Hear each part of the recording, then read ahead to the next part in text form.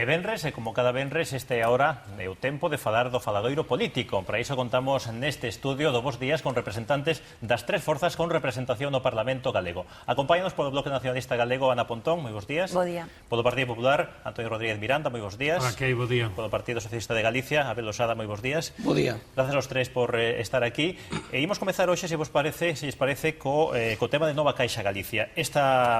Hoxe mesmo, ás 10, vai se celebrar en Vigo un Consello de Administración da Nova Caixa Galicia para dar entrada ao capital do FROB. Comezamos por Abel Losada, como ve vostede o futuro de NC Banco?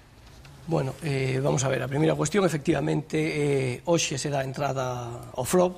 O FROB, un fondo creado polo Ministerio de Economía e Facenda do Goberno de España e o Banco de España, un fondo creado para solucionar os problemas de capitalización que o sistema financiero español tiña no seu conxunto, e en este caso, pois Nova Caixa Galicia, e indudablemente a partir de aquí pois temos primeiro un dato obxectivo que é que o FROB é quen salva Nova Caixa Banco, quen salva o que é o xérmolo de Nova Caixa Galicia, e a partir de aí pois temos un proceso de inversión externa, digamos, pois moi indeciso, moi pouco definido.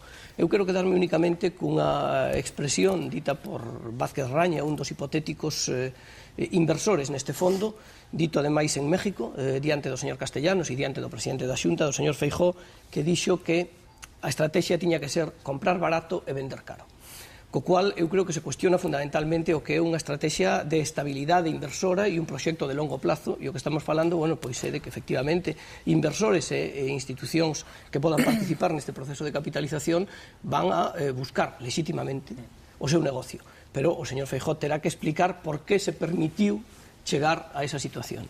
Ana, falase dunha porcentaxe de capital que podría ser dentro 10 ou 25% do valor que tiña o banco. Que opina vostede desas porcentaxes que se manexan? Eu que creo que estamos ante a venta a precio de saldo do aforro dos galegos e das galegas.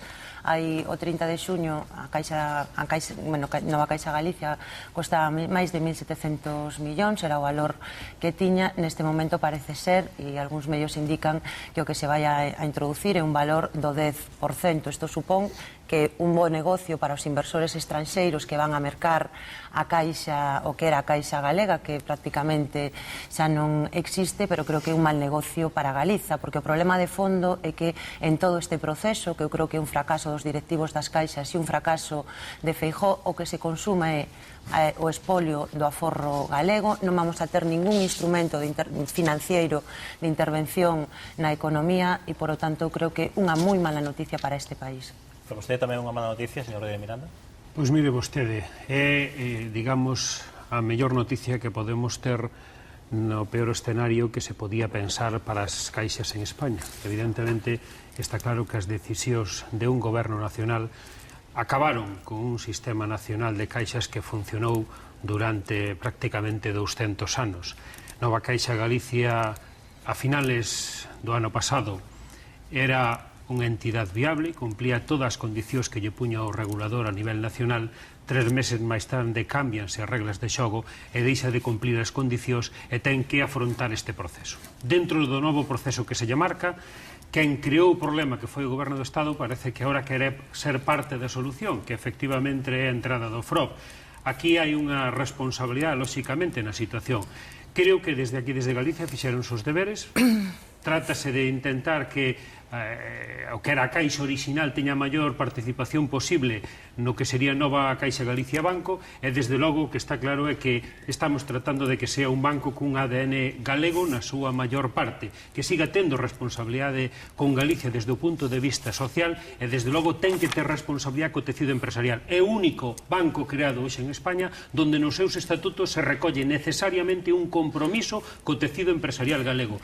E se isto non se cumple, estaríase cometendo unha irregularidade. Bueno, a min o que me parece que isto é unha falacia tan estupenda porque decir que hai unha letra nos estatutos que vai a garantir que unha entidade que non está controlada por Nova Caixa Galicia, que non está controlada por a Xunta de Galiza, vai a ter unha vinculación efectiva co territorio, pois non deixa de ser un brindis ao sol. E penso que neste sentido o Partido Popular e o propio Núñez Feijóo teñen que asumir as súas responsabilidades. Responsabilidades en dous planos.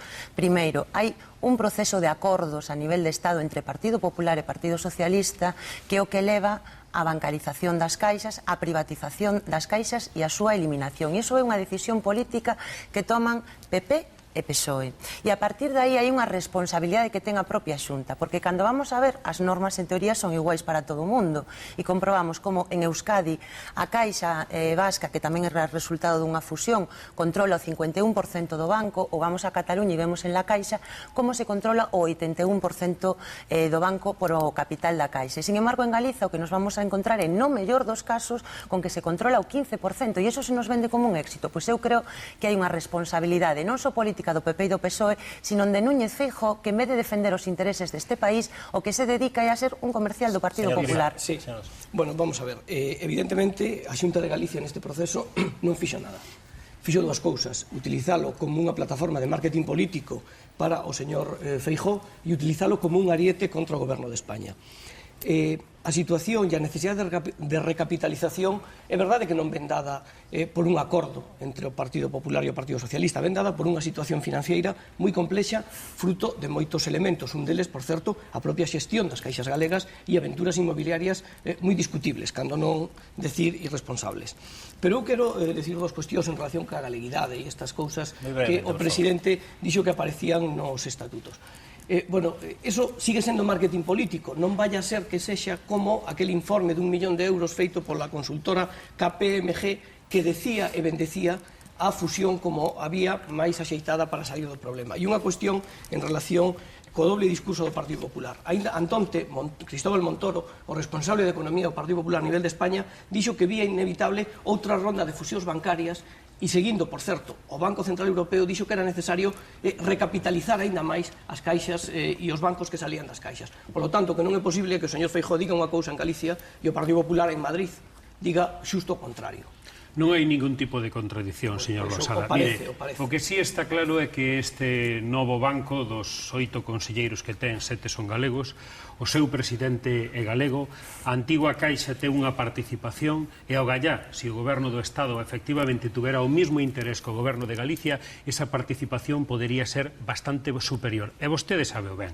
Vostede sabe que aquí se fixeron os deberes desde o primeiro momento, e se hai un partido que non cambiou para nada a súa posición respecto da defensa da Caixa de Galicia, ese foi o Partido Popular. Unhas veces votaron con nós no Parlamento, unha vez votaron con nós no bloque. O PP vaya que deu bandazos. Vostedes votaron con nós no Parlamento nunha ocasión, logo o Partido Socialista votou co Partido Popular en outra ocasión, e o que sí está claro é que os cambios que tuvo que facerse para chegar a donde chegamos é porque o goberno do Estado, que ten a competencia, cambiou as reglas do xogo durante o partido. Recoñecen a responsabilidade. É certo ou non? Cambiaron as reglas de xogo durante o partido? Sí. Todo o sistema financiero europeo. Quen cambia as reglas de xogo?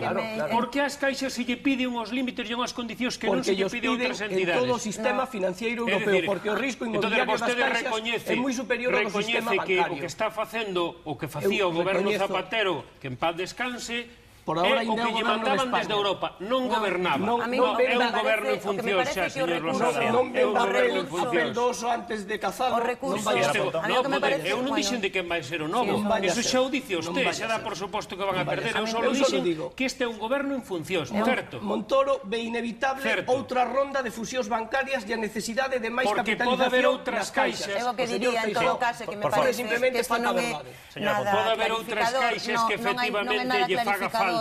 Antonio, porque mira unha cousa, o único que defendeu o mismo criterio desde o principio o BNG en relación con que nos queríamos que foran caixas, que foran solventes e que foran galegas. Por vosos socios de Madrid, os vosos socios cos que cambiaste desa Lorca, os vosos socios cos que cambiaste desa Lorca, que permite a privatización das caixas, os vosos socios cos que, habendo unha lei en Galiza que foi promovida polo BNG para que realmente houbera unha capacidade para manter a Caixa galega, Partido Popular, 2 meses despois de aprobarse, despois de aprobarse, fixo un pacto co PSOE para modificalo simplemente porque había unha persoa que era directivo dunha caixa que lle requeriu eso a Feijóo e se doblegou aos intereses de un directivo moi concreto dunha caixa e perdeu unha oportunidade de ter a capacidade real para controlar as decisións que se tomaban e evitar o problema estaba nunha persoa, estaba nun dirixente dunha caixa, ese era o problema. E evitar que as caixas acabaran desta maneira. Por favor, déxame falar. E decir que isto é unha decisión que cae do ceo é unha mentira. É unha mentira. Por qué? Porque aquí estamos entre decisións políticas froitos de acordos entre o PP e o PSOE a nivel de Estado. E é máis, ti sabes perfectamente que o último decreto lei no que se produce esa diferenciación das exigencias que hai entre as caixas e entre os bancos, o Partido Popular abstívose, non votou en contra, a pesar de que se sabía que eso era sentencia de morte da Caixa Galega. Por que os representantes en Madrid non actúan e defenderon a Caixa e, sin embargo, preferiron responder aos intereses do Partido Popular? Que, sinceramente, eu o que digo é por que os fondos públicos non se utilizan para manter as caixas como un instrumento de intervención pública na economía e se utilizan para privatizalos. Eso é o que teñen que explicar. Señor Rodríguez, ten vostede a palabra e cambiamos de tema. Mire, unha cousa moi clara. Quen gobernou en Galicia antes deste goberno? Gobernaron vostedes, os socios. Gobernaron vostedes. A caixa que lle chegou a este goberno tiña dificultades financeiras, díceno vostedes, verdad? Non, espera, deixeme rematar. Ben, ese goberno fixo algo para cambiar esas condicións, mesmo esos directivos que vostedes ahora tanto critican, e que llevou todo o nivel de pero que nese período non había problema. Ese problema non había problema ningún. O problema apareceu en marzo do ano 2009 cando aquí hubo un cambio de goberno. Apareceu cando hubo problemas de financiación externa no sistema financiero español. Isto é como o tema da crise, señor Losada. Negouse sistemáticamente durante tanto tempo, negouse aos españoles, ganáronse unhas eleccións cabalgando sobre a mentira da ausencia de crisis e logo ese goberno non foi capaz de xestionala. E co tema das caixas a vostede pasou exactamente igual. Vou aproveitar que me fala vostede da crise, señor Rodríguez Miranda, e vamos a cambiar de tema, porque senón eternizámonos no Nova Caixa Galicia, que efectivamente é moi interesante, pero tiñamos outro asunto que quería traer a esta mesa de debate e é a cuestión das privatizacións. Esta semana foi unha semana bastante intensa neste capítulo. Primeiro, pois, dende o Consello de Ministros aprobouse a privatización, a saída a bolsa con 30% de loterías e apostas do Estado. Onte mesmo sabíamos que finalmente non vai sair. Despois tamén houve privatizacións, entre outras, nas torres de control de Coruña e de Vigo. Está tamén no fondo das manifestacións de Renfe a privatización parcial diso. Cal é a opinión que teñen vostedes? Comece, por favor, señor Rodríguez Miranda, que opinión ten vostede de todo isto das privatizacións? Pois mire vostede, non ten sentido, nunha situación como a que temos precisamente neste momento, que o goberno queira privatizar, por exemplo, loterías, un organismo que lle facilita ao Estado en torno aos 3.000 millóns de euros anuais de maneira estable, e que queiran vendelo por 7-8 mil millóns de pesetas. É dicir, o que podríamos recuperar durante... Perdón, efectivamente, 7-8 mil millóns de euros. É dicir, o que podríamos recuperar que a xestión ordinaria dese organismo en 2 anos, nós temos que vendelo. E falamos dos aeroportos, é perverso que o ministro de Fomento inaugura en Galicia terminales que se acaban de inaugurar, que se acaban de meter centos de millóns de euros para que días despois eso se privatice. É dicir, primeiro méteselle cartos públicos e acto seguido privatízase. Desde logo, ese non é o mecanismo para actuar.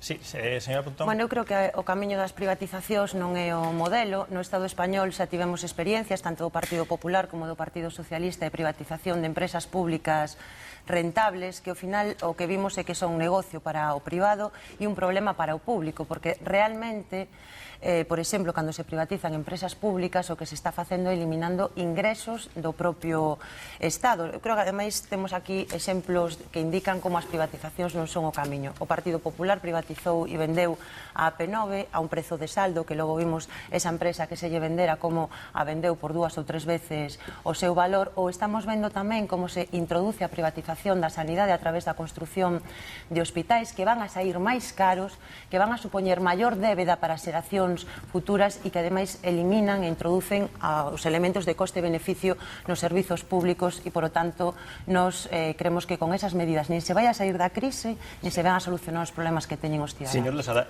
que opinión nos pode dar vostede do que aconteceu con loterías esta semana? Eu primeiro hai unha cuestión que eu creo que convén ser precisos cando se fala. Privatizar unha empresa significa perder o control desa empresa. Por lo tanto, non había ningún proceso de privatización de loterías na medida en que se sacaba ao mercado o 30%. E que eu sepa, por lo menos na miña aritmética, o 70% é bastante máis que o 30%. Por tanto, se sacaba unha parte da propiedade desa empresa, pero non se perdía por parte do Estado o control. E, efectivamente, se viu que as condicións de mercado relacionadas cas dificultades de financiación, tanto en España como a nivel internacional, pois, valoraban moi a baixa ou había moi poucas posibilidades de ir a un precio satisfactorio e se aplazou. Deixa que lle faga unha pregunta. Sí. E isto non se sabe antes de anunciado? Bueno, os mercados económicos e a economía é dinámica. Quer dizer, a situación financiera hoxe non é a mesma de fai 3 meses e mesmo a veces nin siquiera de fai unha semana. Por lo tanto, eu creo que é unha decisión de prudencia en termos de xestión, digamos, financeira. E logo, no caso das torres de control, aínda menos. Aí non se privatiza nada. Aí o que se fai é que a xestión a fai unha empresa privada, pero a torre de control, por certo, non as terminais siguen sendo de AENA, o que se privatiza é a xestión do tráfico aéreo, se privatiza non, se suministra a unha empresa ou se lle... Eu creo que é bastante grave, bueno, non? En todo caso, estamos falando cun elemento sensible. Un mecanismo que se está utilizando na maior parte dos países occidentales, na maior. Bueno, sí, pero logo é certo que nós acabamos de pôr en marcha unha terminal, como pode ser o caso de Santiago, que costou moitos millóns de euros, e que automáticamente lle entregamos a unha empresa privada a xestión... Explícame. A torre de control. Sí, pero que é a xestión que se vai a levar aquí ali nese ámbito. O razonable sería decir, a cambio desa xestión que che dou, faime tú unha nova terminal. Iso sería correcto. Ese é o que se está facendo precisamente no Hospital de Vigo. Ese é o que se vai a facer no Hospital de Vigo. Non se poñen cartos públicos, construyes o hospital e logo lle das a xestión.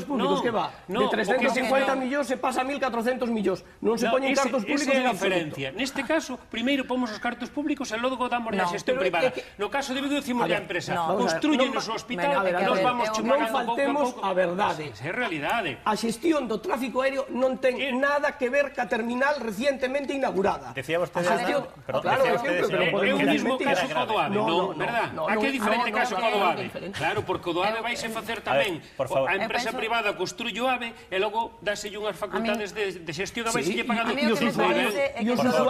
Temos unha última rolda de 30 segundos cada un, por favor. Hai un elemento que é evidente, non? Si se vende patrimonio público, está disminuindo cada vez máis a capacidade de intervención do Estado. Cando se están privatizando empresas e servizos básicos como poden ser as comunicacións, se está deixando en man de empresas privadas elementos sustanciais que mesmo teñen que ver coa seguridade das persoas e coa seguridade dos territorios. O que se fixo aquí hasta este momento foi vender empresas públicas rentables, e iso fixeron tanto PP como PSOE, que lle deixan grandes beneficios á empresa privada e que mesmo neste momento, e remato, poderían ser beneficios moi importantes que contribuíran ás arcas públicas. E o grave que se privatiza e non se quere ir a unha reforma fiscal que realmente sexa unha reforma que permita incrementar a recaudación. 30 segundos xustos. Bueno, o proceso de sacar a bolsa unha parte de empresas públicas que efectivamente, neste caso de loterías, son rentables, é unha forma de conseguir fondos para amortizar débeda. De feito, nin siquiera é un tema que solucione os problemas de déficit porque legalmente non é posible.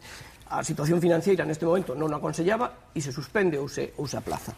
E insisto, no tema da xestión do tráfico aéreo non ten nada que ver nin ca construcción das infraestructuras aeroportuarias, senón que ten que ver fundamentalmente cun mecanismo de axilizar esa xestión. E está, por certo, bastante relacionado co que foi un problema moi grave neste país de privilexios salariais intolerables dun grupo laboral concreto que eran os controladores aéreos.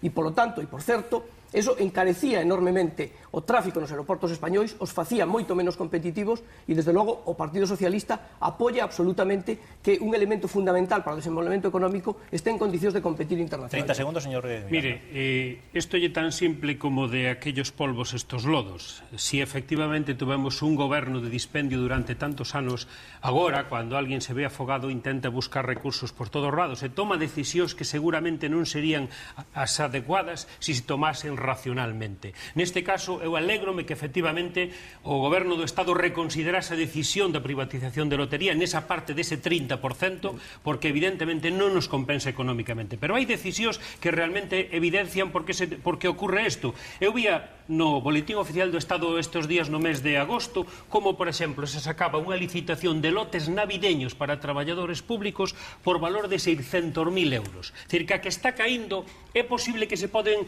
tomar decisións deste tipo. Evidentemente, se se despilfarra por un lado, logo hai que buscar de recuperar por donde sexa. Como as illas do Gallás, non? Te refires a cando privatizaste vos, aí sí Endesa. Era en época España iba bien, e ainda así vendestedes, Moitas grazas aos tres por estar aquí. Ben, hoxe portáronse bastante ben a nivel de tempo. Así me gusta.